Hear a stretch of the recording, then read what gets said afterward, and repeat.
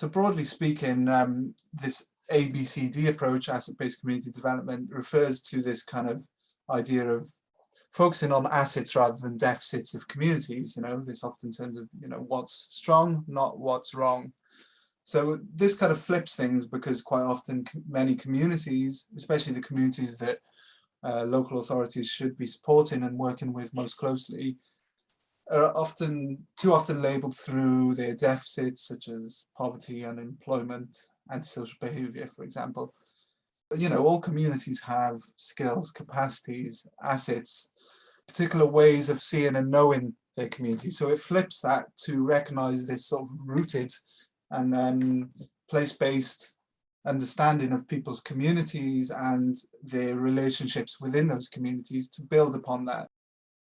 Broadly speaking, when we think of things like democracy or public participation, we can tend to think of it as something that is very quite a grand scale, that refers to particular ministers in positions of power or particular political cycles. But we all practice democracy in an everyday way. When I'm teaching in a classroom, I practice a form of democracy. It can be top-down, or it can be more participatory. It can be around co-production, for example.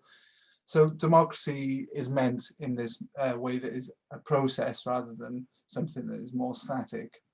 So there's huge possibilities for experimenting within an area like this, and it's really important given that in Wales we have legislation such as the Wellbeing Future Generations Act and other policies which are really trying to encourage this in practice. One of the other challenge areas that we'll look at in Infuse is social justice. And for me, when I think of supportive communities, this is the most important and most fundamental baseline one, because it does cut across all of them. But I also think, how can you speak about or think about supportive communities without thinking about social justice? So one of the crucial aspects of this is it gives us the opportunity to think about community in a critical way, beyond place. So if I think of Cardiff, for example, Cardiff isn't a community, it's not a homogenous community. So if I'm in a local authority and I'm trying to do a project in Cardiff Council, you need to take a more critical approach to that, to try and think, who am I serving? To take a social justice lens on this means that we ask questions around who benefits from particular social, economic or political structures within our society, and who is sort of disadvantaged by that. So what do we mean by injustice, and who experiences it, and how can we work with them? How can we help tackle that and flip those problems?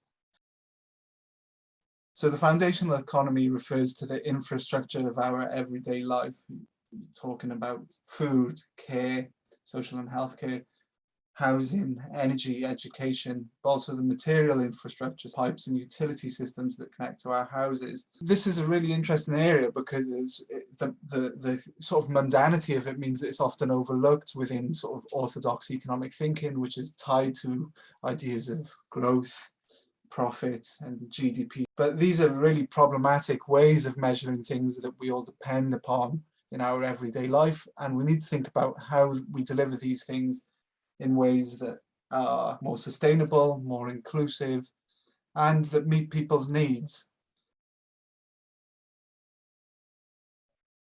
In order to reach net zero by 2050, not everything can be done at a mega scale centrally. There are a lot of small and medium scale renewable energy potential or low carbon energy sources that can be used locally. Smart local energy systems have proven to be very useful in this regard. Smart local energy systems aim to deliver better, more valued low carbon services to end users by looking at multiple outcomes across multiple systems. They tend to meet all or some of the local energy demand across multiple energy vectors, for example, electricity, heating, cooling, and transport. And as a result, smart local energy systems increase the overall energy efficiency of the system, help in reducing carbon emissions, socioeconomic problems like fuel poverty, and help in creating local green jobs and local business opportunities. Wales' commitment on carbon reduction are mostly on the demand side rather than generation itself. Wales also has a very high overall per capita emissions compared to some of the other European countries. Therefore, in the Welsh context, a significant reduction in demand through increased efficiency and behavior change in our society will be key to decarbonization. Local authorities can exercise their unique position and their existing engagement channels with the local communities in reducing carbon emissions through behavior change. There is a significant potential in this area for innovative, collaborative, and cross-cutting experiments to help change behavior on how we consume food, energy, how we commute, and how we recycle. Surface transport is one of the biggest sources of emissions in the country. Transport is one of the partially devolved sectors. A significant challenge persists for local authorities to not only convert their own fleets to ultra-low emission vehicles, but also make efforts to significantly reduce emissions from public transport as well. Due to their powers of planning, there is a huge potential for local authorities to introduce low emission zones, encourage active travel, and reduce miles through behavior change. Also, there is a huge potential for local authorities to expand the EV charging networks within their areas to increase the uptake of electric vehicles and plug-in hybrid electric vehicles. Local authorities manage public land, which can be used for afforestation, increasing biodiversity, local food production, and also biomass production. There is a significant potential in this area for local authorities to develop innovative experiments in Infuse program.